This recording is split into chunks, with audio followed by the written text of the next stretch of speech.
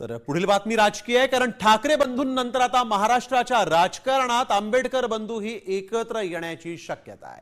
मात्र आंबेडकर बंधूंच्या युतीचे संकेत कुणी दिलेले आहेत आणि आंबेडकरांची युती झाली तर त्याचा फटका कुणाला बसणार आहे, पाहूयात या स्पेशल रिपोर्टमध्ये। राज्याच्या राजकारणात नवी युती होणार। ठाकरेंनंतर आता आंबेडकर एकत्र येणार। आनंदराज आंबेडकरांकडून मैत्रीचा हात। राज्याच्या राजकारणात ठाकरे बंधूंनंतर आता आंबेडकर बंधू एकत्र येण्याची चर्चा सुरू झाली आहे आणि त्याला कारण ठरलंय प्रकाश आंबेडकरांचे भाऊ आनंदराज आंबेडकरांनी एकत्र येण्यासाठी घातलेली साथ। राज ठाकरे आणि उद्धव ठाकरेंप्रमाणेच आम्ही दोघं भाऊ एकत्र येऊ असं वक्तव्य आनंदराज आंबेडकरांनी केलंय आणि त्यामुळे वंचितसह रिपब्लिकन सेनेच्या कार्यकर्त्यांमध्ये उत्साह संचारलाय। आज आपण पाहतो राज आणि उद्धव काय वेळ ठरवून म्हणून ते एकत्र काळाची मांग आहे, त्यामुळे उद्या तशी परिस्थिती निर्माण झाली तर नक्कीच आपण एकत्र येऊ।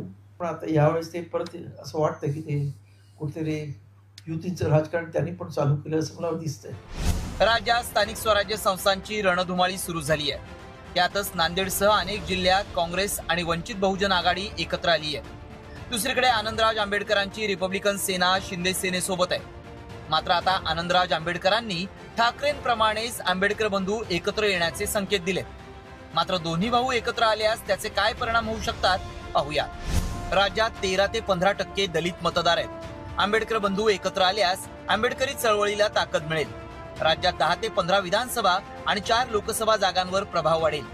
नागपूर, अमरावती, अकोला, नांदेड, संभाजीनगर, सोलापूर आणि मुंबईत वर्चस्व वाढेल। दलित मत दुरावल्यास मवियाला फटका बसण्याची शक्यता आहे। खरं तर याआधी रामदास आठवलेंनीही सर्वच रिपब्लिकन नेत्यांनी एकत्र यावं आणि प्रकाश आंबेडकरांनी नेतृत्व करावं असं आवाहन केलं होतं। आता आनंदराज आंबेडकरांनी भावाला साथ घातली आहे, त्यामुळे प्रकाश आंबेडकर ठाकरेंप्रमाणे भावाच्या हाकेला साथ देणार का आणि राज्यात पुन्हा रिपब्लिकन एकजूट दिसणार का, याकडेच राज्याचं लक्ष लागलंय। रिपोर्ट साम टीव्ही न्यूज। देश विदेशातील प्रत्येक घडामोडींचे लाईव्ह अपडेट मिळवण्यासाठी